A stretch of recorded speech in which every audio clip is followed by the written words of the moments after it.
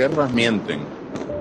Ninguna guerra tiene la honestidad de confesar: yo mato para robar.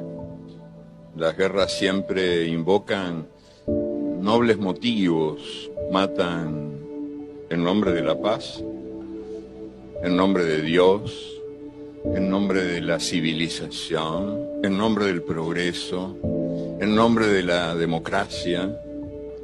Y si por las dudas, si tanta mentira no alcanzara, ahí están los grandes medios de comunicación dispuestos a inventar enemigos imaginarios para justificar la conversión del mundo en un gran manicomio y un inmenso matadero.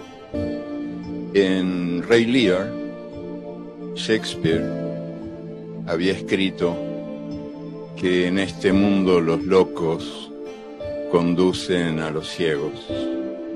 ¿Hasta cuándo seguiremos creyendo que hemos nacido para el exterminio mutuo y que el exterminio mutuo es nuestro destino? ¿Hasta cuándo?